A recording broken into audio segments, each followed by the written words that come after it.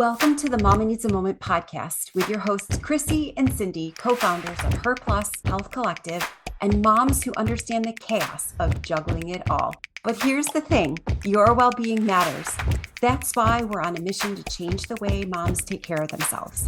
This season, every episode features a roundtable conversation, bringing together trusted experts from different backgrounds to talk about the topics that matter most to moms, creating space for more collaborative whole person care. These episodes are short, meaningful, and easy to fit into real life. You'll hear from our Her Plus expert providers sharing expert insight and real-life tips you can use right away. Learn more about them in our free provider directory linked in the show notes. So take a deep breath, grab your coffee, and let's make these moments count. Welcome back to Mama Needs a Moment, and another very warm welcome to our Her Plus expert providers who are joining us for a discussion today on mom metabolism and what changes, what doesn't, and what you can do about it. Together, we are all striving to help moms understand what is actually within their control regarding their metabolism, what's normal, and what sustainable habits truly support long-term health and vitality. Before we begin, each expert will briefly introduce themselves and share their area of focus. This way, our listeners will be able to tell through the voice who is talking. And then I just wanted to make sure I mentioned that our podcast episodes are also available in video format on our YouTube channel. So if you'd like to see all of our experts and the energy we give as we're talking to each other, that's another option for everyone that's listening. Hey, everybody. My name is Kate Lehman, and I am a certified nurse midwife. I have been working here in the Triangle since 2009. In a variety of areas, home birth, birth center, and attending births in hospitals. And I recently started a practice called Mother Love Wellness after having observed some of the gaps in women's healthcare. I'm focusing on early pregnancy, less than 10 weeks gestation, the first postpartum year, and the perimenopause. I'm Abby DeVries. I'm a family physician and a certified menopause practitioner. And I also recently opened my own practice. It's called Sabia Health. It's a direct primary care practice focused on women in midlife, located in Durham, but I can see anyone in North Carolina virtually. And so I'm actively recruiting for patients who are just looking for kind of full scope primary care or just need some help getting through menopause and perimenopause. I'm Catherine Andrew, and I'm a registered dietitian. I have been in practice for about 20 years and have a practice that works primarily with women.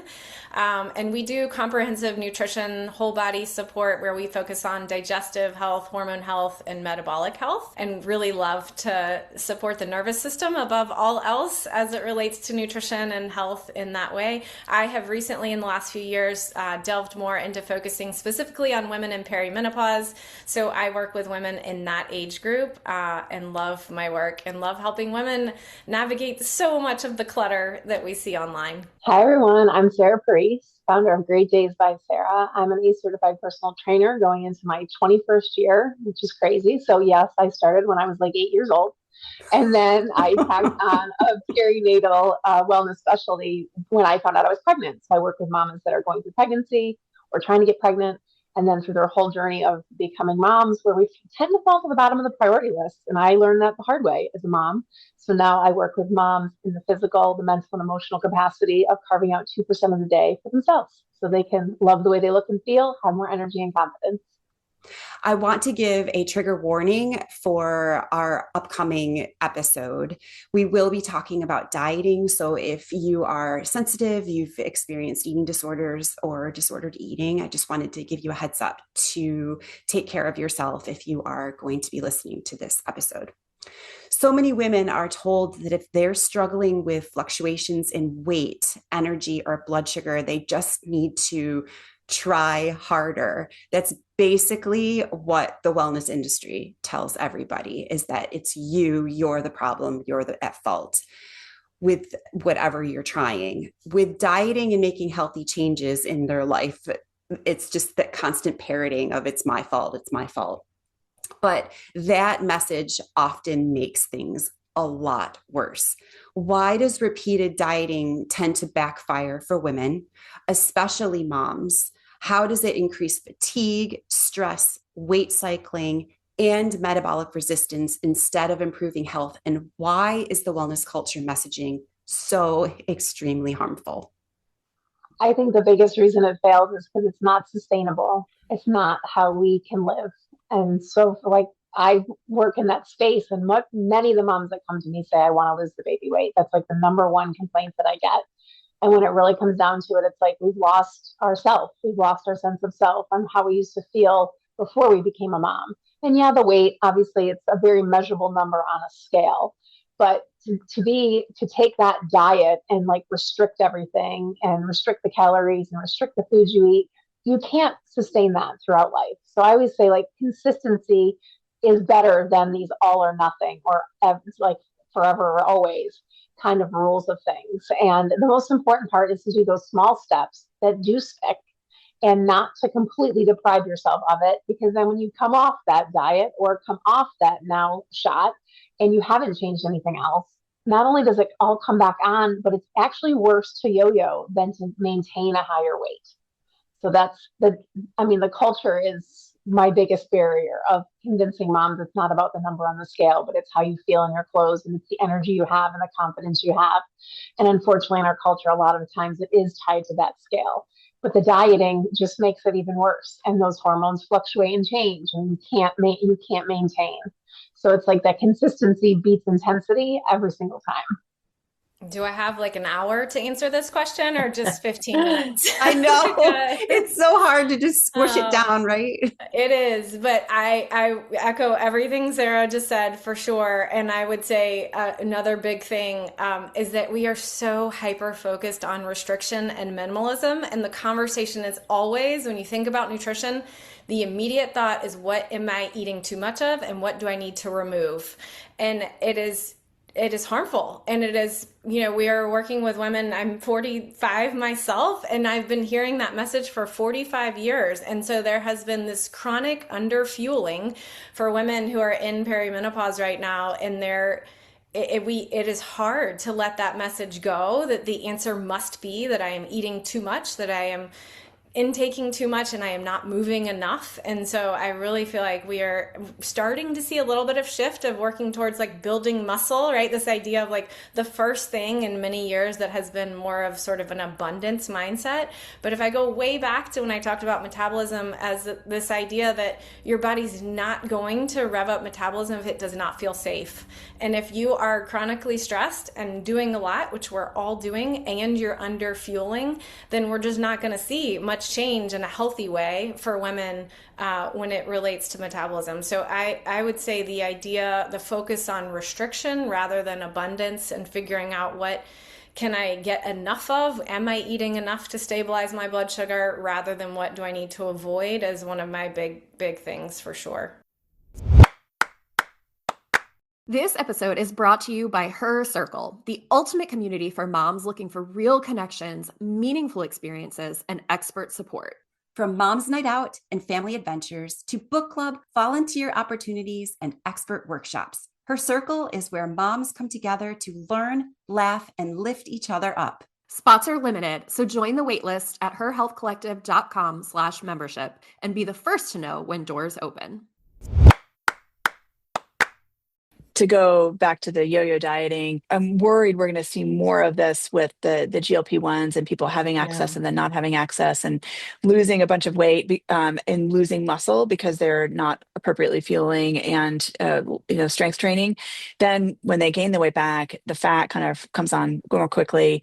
And then there's also something about the set point too that and it's probably around the safety issue of like if you're metabolism is worried that there's going to be a time when you're forced to kind of lose all that weight, it's going to make it harder to lose that weight. So definitely the yo-yo dieting, and there's probably some cardiac, problems with that as well. But just the pure like being able to lose the weight again in the future is harder.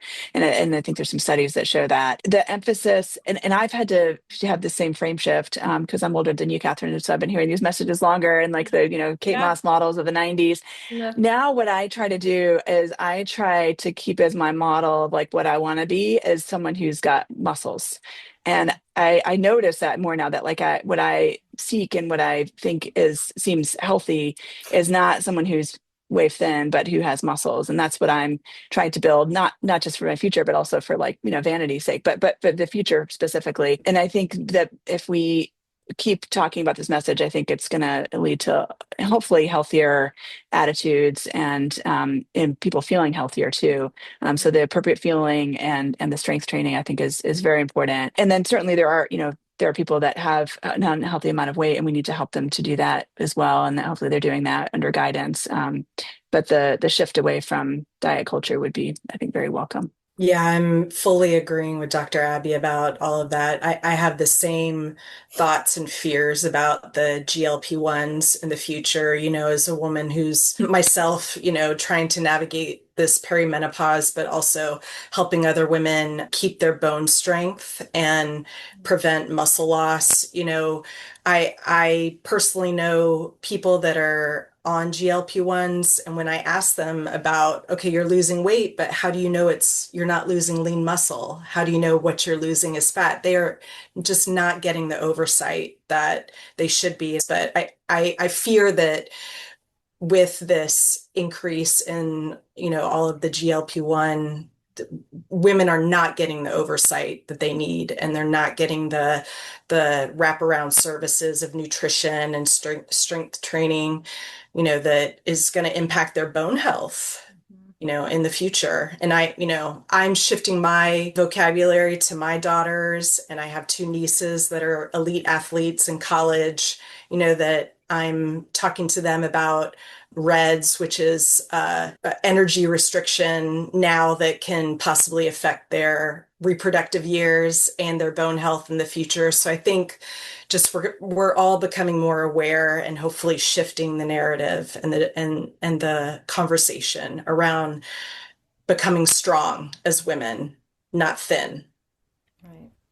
Yeah. One shift that I have seen is I work with women that are on those shots and in that journey. And the last two that signed up to work with me for my program, their doctor said, we will not prescribe this unless you're working with someone on the strength training aspect, because it is proven that you lose more muscle quickly. Yeah. Like that's just where it pulls from first. So I love that. And I'm loving the journey that they're on of really changing their lifestyles to not just like doing the shot and losing the weight quickly. They're doing it a little more slowly, and incorporating the strength training and the meal prepping and just I'll say nutritional awareness of it. Because it's not, like Catherine said, not about restricting, but more about like, am I getting enough protein? Am I getting enough fiber? Am I getting the vitamins and minerals that I really need to sustain this in the long run? Because it is appropriate for some people. Like people ask me all the time, are you anti-shot? And I'm like, no, I think there's a time and a place, and there has to be other structures in place as well. It can't be the only thing you're doing.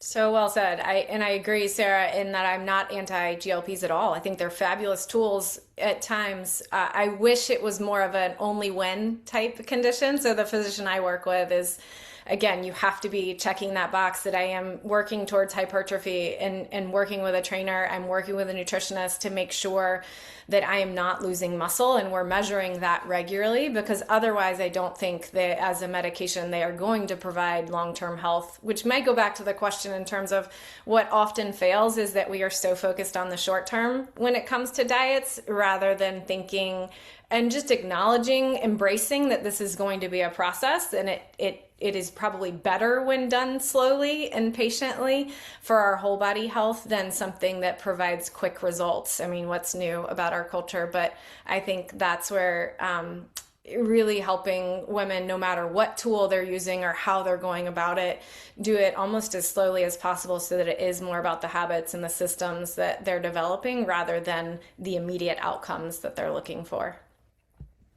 The doctor I spoke to compared it to being on anti-anxiety medicine and not having a therapist. Like they're like, it needs to be a team of people that are working towards this in so many aspects of our health. That's a great analogy. Yeah. One for sure.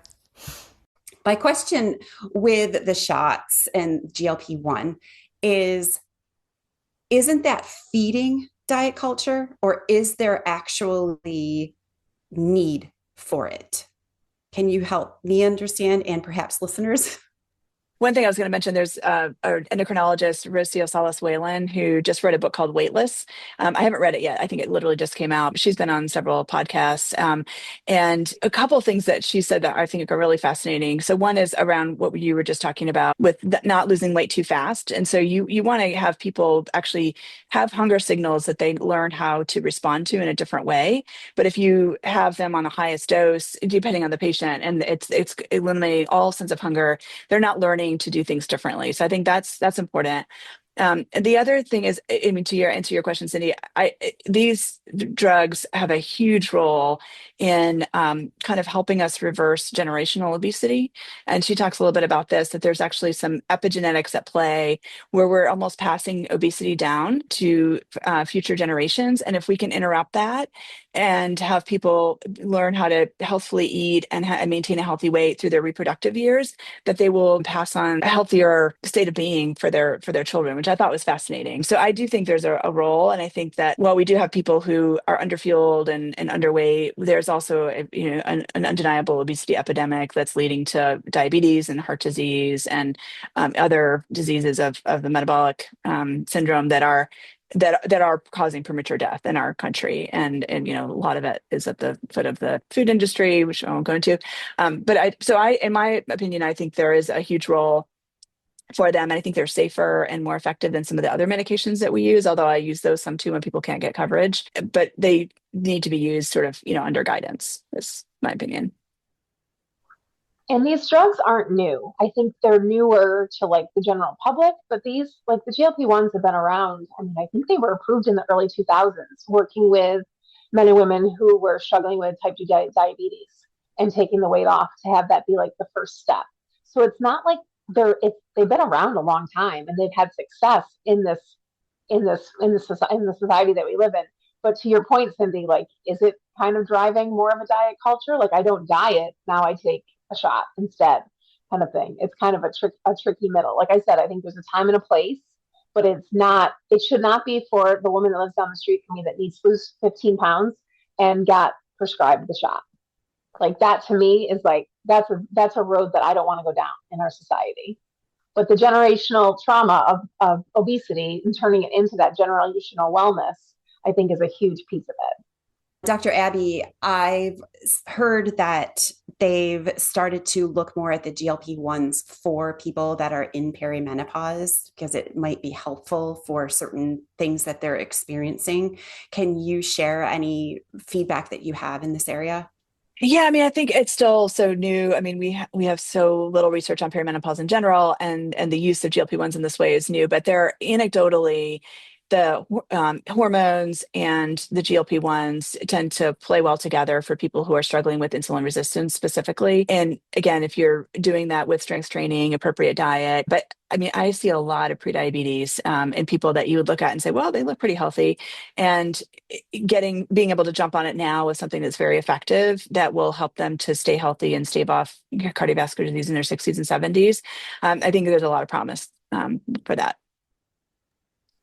Yeah, I'll also add that the anti-inflammatory effects of GLP-1 seem to be, very beneficial to women in the perimenopause. And part of that is the inflammation cascade that comes with a different distribution of fat that we get. The more visceral fat, it's a larger fat molecule that tends to stimulate inflammation in the body. And the GLP-1s, maybe not in the same dosage, but more of a micro dosage, seem to be also helpful for just that inflammatory cascade that women experience in the perimenopause. Yeah, and then they can get to Sarah and start exercising, but sometimes they're in so much pain and are carrying, some excess weight that they're not able to do the things that we know physically are beneficial for them. Thank you so much. That was all very, very helpful. If dieting isn't the answer, moms are often left wondering, okay, then what is actually in my control? And I think throughout our episodes, we've touched a bit on this, but let's sum it up for everybody in one nice little package. As women age, particularly through perimenopause and menopause, what truly matters most for metabolic health, body composition and long-term well-being? And what can moms safely stop worrying about when it comes to weight, insulin resistance, muscle, and bone health? A huge shout out to our Patreon subscribers. Your support truly means the world to us. Thanks to you, we are able to continue the weekly production of Mama Needs a Moment and getting this valuable information from these incredible guests out to you, our listeners. This final question has been recorded as a bonus and is available for our Patreon subscribers to go listen to right now. Be sure to log into your Patreon account and have a listen. If you're not a subscriber, we'd love to have you. The link is in the show notes. That's a wrap. You carved out a few moments just for yourself, and that's a big deal. We understand that time is limited, but we've got your back, which is why we keep these episodes short, sweet, and packed with goodness. Don't miss a thing. Hit the follow button so you're always the first to know when a new episode drops. If you had as much fun as we did, let us know by leaving a review. And remember to let other moms know that we're here doing motherhood alongside you. Grateful to share a few moments taking care of you.